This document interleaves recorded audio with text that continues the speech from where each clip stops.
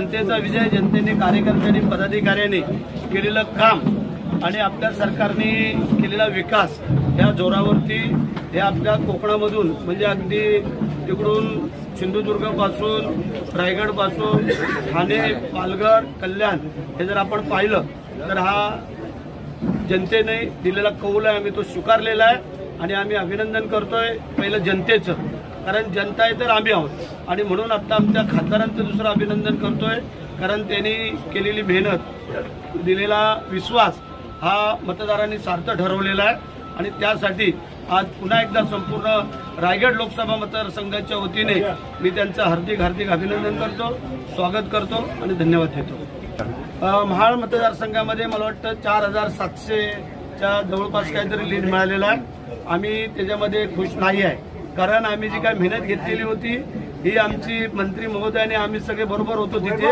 आमचे सर्व कार्यकर्ते, पदाधिकारी, परंतु जो काय स्टेट मुस्लिम समाज, बौद्ध समाज आणि काही प्रमाणात कुणबी समाज हा वन साईड जो काय चालला त्याच्यामुळे आम्ही मागे राहिलो, हे आम्ही स्वीकारतोय, त्याबद्दल काही काळजी करायचं कारण नाही। महायुतीचे एकजुटीचा आहे। आज भारतीय जनता पक्ष असेल, शिवसेना असेल, RPI, मनसे, रासप आणि त्याचबरोबर राष्ट्रवादी काँग्रेस पक्षाच्या सर्वच पदाधिकारी, कार्यकर्त्यांचे, नेते मंडळींचे मी मनापासून आभार मानतो आणि त्याचबरोबर ज्या जनतेने पुन्हा एकदा खासदार तटकरे साहेबांना या मतदारसंघाची सेवा करण्याची संधी दिली, त्या संपूर्ण जनतेचे, मतदार बंधू भगिनींचे मी मनापासूनचे आभार मानते। हा विजय हा आम्ही अतिशय नम्र पद्धतीनं स्वीकारत आहोत।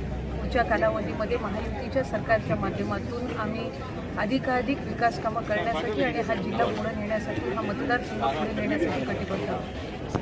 राष्ट्रवादी काँग्रेस पक्षाने जवळपास साधारणपणे चिन्हावर 4 जागा लढवलेल्या होत्या आणि त्यामध्ये आत्ताच्या घडीला आपल्याला 1 जागेवर यश आहे। आणखी काही ठिकाणी मतमोजणी ही सुरू आहे, ती अजून अंतिम टप्प्यामध्ये आहे, पण साधारणपणे मला खात्री आहे की आणखीन पुढच्या 1 तासामध्ये महायुतीला निश्चितपणाने यश या निवडणुकीमध्ये प्राप्त होईल। मतदार बंधू भगिनी राज्यातले नक्कीच हे महायुतीच्या कडे कल हा आपला नक्कीच देतील। मी आत्ता ज्या लढती सुरू आहेत त्या सगळ्या महायुतीच्या उमेदवारांना सुद्धा या निमित्ताने शुभेच्छा देतो। महायुतीचे उमेदवार आदरणीय तटकरे साहेबांचं मनापासून अभिनंदन करतो।